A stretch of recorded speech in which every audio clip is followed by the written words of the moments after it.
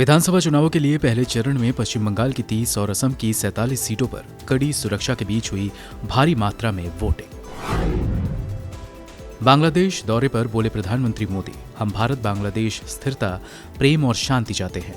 वहीं पीएम मोदी के बांग्लादेश दौरे से भड़की ममता बनर्जी, बोली ये है आचार संहिता का उल्लंघन। बंगाल चुनाव में ईवीएम गड़बड़ी की शिकायत पर ईसी पहुंची टीएमसी, बोले वोट टीएमसी को लेकिन वीवीपैट पर दिख रही बीजेपी। नागरिक उड्डयन मंत्री हरदीप सिंह पुरी ने दिया बड़ा बयान, बोले एयर इंडिया का या तो निजीकरण होगा या फिर होगी पूरी तरह बंद, बचे हैं सिर्फ दो ही विकल्प। संयुक्त राष्ट्र में भारत ने दिया बड़ा बयान, बोले हमने अपने लोगों को वैक्सीन देने से ज्यादा दुनिया को सप्लाई किया। पूर्व पीएम मनमोहन सिंह ने साधा मोदी सरकार पर निशाना, बोले नोटबंदी और गलत ढंग से जीएसटी लागू करने से अर्थव्यवस्था हुई कमजोर।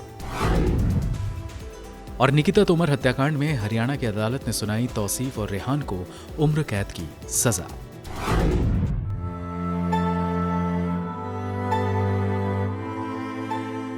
मुस्लिम और दलित समुदाय के लोगों के साथ राजधानी दिल्ली और मुंबई में किराए के घर के लिए परेशानियों का सामना करना पड़ता है। मकान के मालिक और हाउसिंग सोसाइटी द्वारा इन समुदाय के लोगों के साथ उनके धर्म के आधार पर भेदभाव की कई घटनाएं सामने आई हैं। आलम यह है कि अलग अलग धर्म, पहनावे और अलग अलग भाषाओं के लोगों से मिलकर दिल्ली अब उतनी मिलनसार नहीं रह गई है। यही हाल आर्थिक राजधानी मुंबई का भी है। लोगों में मुसलमानों और दलितों के खिलाफ भेदभाव की भावना किस कदर घर कर गई है, इसे जानने के लिए मीडिया आउटलेट आर्टिकल 14 ने हाउसिंग डिस्क्रिमिनेशन प्रोजेक्ट की शुरुआत की थी। इसी मीडिया आउटलेट की रिपोर्ट में ये बताया गया है कि दिल्ली और मुंबई जैसे शहरों में लोगों को घर किराए पर देने के दौरान उनके साथ धर्म के आधार पर भेदभाव किया जाता है। इस प्रोजेक्ट के तहत दिल्ली, मुंबई के 14 क्लस्टर नेबरहुड का अध्ययन किया गया। दोनों शहरों के कई ब्रोकर और घरों के मालिकों और हाउसिंग सोसाइटी में इंटरव्यू किया गया। इस दौरान दिल्ली और मुंबई में ब्रोकरों ने स्वीकार किया कि वे कुछ संभावित किराएदारों, खासकर मुसलमानों को घर किराए पर देने से इनकार करते हैं। कई ब्रोकरों ने यहां तक कहा कि मुस्लिम किराएदार कानूनी जिम्मेदारी साबित हो सकते हैं, इसलिए उन्हें मकान नहीं दिया जाता। पूर्वी दिल्ली के लक्ष्मी नगर में ब्रोकरों की एक बड़ी मार्केट है जो छात्रों को किराए पर घर दिलाने का काम करते हैं। आर्टिकल 14 की रिपोर्ट के मुताबिक एक ब्रोकर ने कहा कि कोई भी मकान मालिक मुसलमानों को घर किराए पर नहीं देना चाहता है। लक्ष्मी नगर रमेश पार्क के हिंदू बहुल इलाके मंगल बाजार के इस ब्रोकर का कहना था कि वो मुसलमानों के साथ भेदभाव नहीं करते हैं, वो सिर्फ उन्हें मना कर देते हैं। ब्रोकर ने कहा, कोई मकान मालिक उन्हें रखने के लिए तैयार नहीं है तो मैं अपना समय क्यों खराब करूं। मकान किराए पर दिलाने वाले ब्रोकर अलिखित नियमों के साथ काम करते हैं। ये नियम पिछले कई सालों से चल रहे हैं। ऐसे में ये इस बाजार का हिस्सा बन चुका है। एक ब्रोकर ने बताया कि भेदभाव सिर्फ मुसलमानों के साथ ही नहीं होता, बल्कि कुछ और विशेष समुदायों के साथ भी भेदभाव किया जाता है। दक्षिणी दिल्ली के मालवीय नगर में एक हिंदू ब्रोकर ने कहा कि सिर्फ कुछ मकान मालिक ही सीधे तौर पर कहते हैं। कुछ लोग मुस्लिम, सरदार या अफगान किराएदार बताए जाने पर खुलकर आपत्ति जताते हैं। ब्रोकर आगे कहते हैं, बाकी लोग जवाब नहीं देते या ऐसा करने में देर लगाकर हिचकिचाहट जाहिर करते हैं। सर्वे के मुताबिक मुंबई में भी हालात बहुत ज्यादा अलग नहीं है। रिपोर्ट में कहा गया है कि 1992-93 के दौरान शहर में हुई सांप्रदायिक हिंसा से लोगों में धार्मिक अलगाववाद की भावना पैदा हुई है। कई ब्रोकरों ने अपने इंटरव्यू में कहा कि किराएदार के बजट की ही तरह धर्म भी उन्हें मकान दिलाने में बाधा पैदा करते हैं। ब्रोकर कहते हैं कि ऐसे हालात में लोग उसी इलाके में मकान ढूंढते हैं जहां किराएदारों के साथ भेदभाव नहीं किया जाता। लोगों के बीच ये समझ बन चुकी है कि किस किराएदार को किस इलाके में घर मिलेगा। ब्यूरो रिपोर्ट, गो न्यूज़।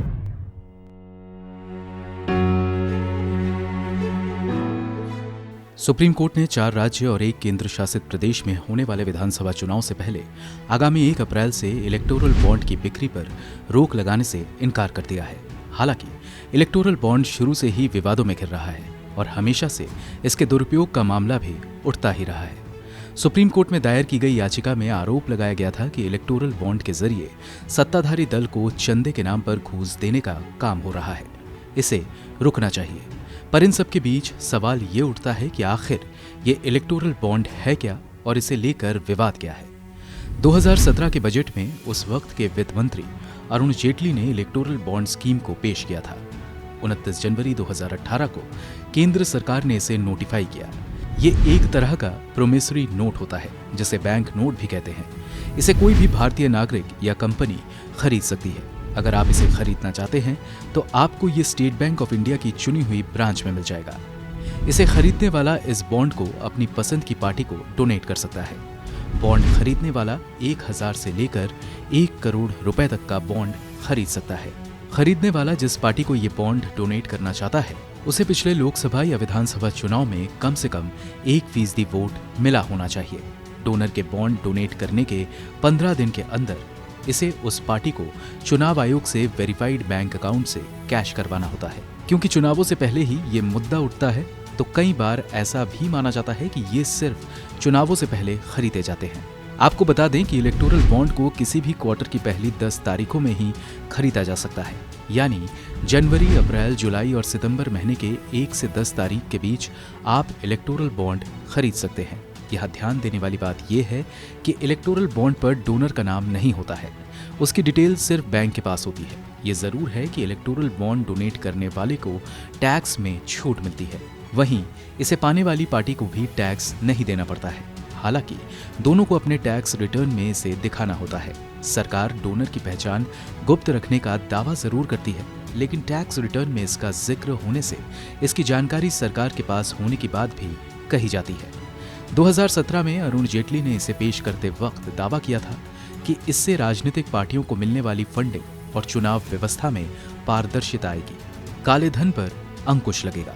लेकिन इसका विरोध करने वाले कहते हैं कि इलेक्टोरल बॉन्ड खरीदने वाले की पहचान जाहिर नहीं की जाती है, इससे ये चुनावों में काले धन के इस्तेमाल का जरिया बन सकते हैं। ऐसी शेल कंपनियों का गठन हो सकता है जो सिर्फ चुनावी चंदे के लिए बनाई गई हो। वहीं कुछ लोगों का आरोप है कि स्कीम को बड़े कॉरपोरेट घरानों को ध्यान में रखकर लाया गया है। इससे ये घराने बिना पहचान उजागर हुए जितना मर्जी उतना चंदा राजनीतिक पार्टियों को दे सकते हैं। पर दूसरी तरफ सरकार लगातार इस स्कीम का बचाव करती रही है। वहीं आपको बता दें कि एडीआर के मुताबिक 2017 में ये स्कीम आने के बाद पहले ही साल राजनीतिक पार्टियों को 222 करोड़ रुपए का चंदा इलेक्टोरल बॉन्ड के जरिए मिला। इसमें से 210 करोड़ रुपए अकेले भाजपा को मिले, कांग्रेस को 5 करोड़ रुपए और अन्य पार्टियों को महज 7 करोड़ रुपए का चंदा मिला। ब्यूरो रिपोर्ट, गो न्यूज़।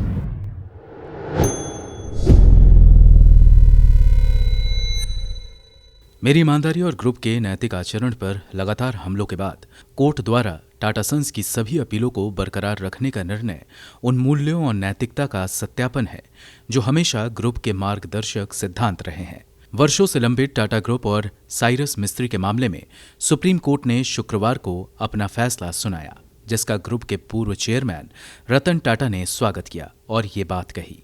उन्होंने कहा, ये हमारी न्यायपालिका द्वारा प्रदर्शित निष्पक्षता और न्याय को दर्शाता है। सुप्रीम कोर्ट ने टाटा सन्स के चेयरमैन पद से साइरस मिस्त्री के हटाने के निर्णय को सही माना है और कहा कि ये कानूनी तौर पर सही है। साथ ही कोर्ट ने शेयरों का मामला टाटा ग्रुप और शापुरजी पालुंजी ग्रुप को आपस में ही मिलकर निपटाने का निर्देश दिया। Chief justice S A Bobde की अध्यक्षता वाली बेंच ने यह फैसला सुनाया है, जिसमें जस्टिस ए.एस. बोपन्ना और जस्टिस वी. रामासुब्रमण्यम भी शामिल रहे। कोर्ट ने पिछले साल 17 दिसंबर को इस मामले में अपना फैसला सुरक्षित रख लिया था। गौरतलब है कि टाटा ग्रुप ने दिसंबर 2019 में सुप्रीम कोर्ट में एक याचिका दायर की थी, जिसमें NCLAT के फैसले को चुनौती दी गई थी। National company law appellate tribunal ने टाटा सन्स लिमिटेड के चेयरमैन पद से साइरस मिस्त्री को हटाए जाने के बाद उनके दोबारा नियुक्ति का फैसला सुनाया था। इस पर रतन टाटा सुप्रीम कोर्ट पहुंच गए थे और कोर्ट ने जनवरी 2020 में NCLAT के फैसले पर रोक लगा दी थी। शापुरजी पालुंजी ग्रुप का टाटा सन्स में 18% से ज्यादा हिस्सेदारी है। टाटा सन्स में टाटा ट्रस्ट के बाद सबसे बड़ा शेयर होल्डर शापुरजी पालुंजी ग्रुप ही है। NCLAT ने अपने दिसंबर 2019 के फैसले में कहा था कि अक्टूबर 2016 में टाटा सन्स की बोर्ड बैठक में चेयरमैन के पद से साइरस मिस्त्री को हटाना गैर कानूनी था। साथ ही ट्रिब्यूनल ने यह भी निर्देश दिया था कि रतन टाटा को पहले से कोई निर्णय नहीं लेना चाहिए जिसमें टाटा सन्स के बोर्ड ऑफ डायरेक्टर्स के बहुमत के फैसले या AGM में बहुमत की आवश्यकता होती है। साइरस मिस्त्री को चेयरमैन पद से हटाए जाने के बाद टाटा सन्स ने कहा था कि साइरस मिस्त्री के काम करने का तरीका टाटा सन्स के काम करने के तरीके से मेल नहीं खाते। इसके बाद जनवरी 2017 में N. चंद्रशेखरन को टाटा सन्स का चेयरमैन नियुक्त किया गया। एन चंद्रशेखरन टाटा मोटर्स और टाटा ग्लोबल बिवरेजेस के चेयरमैन भी रह चुके हैं।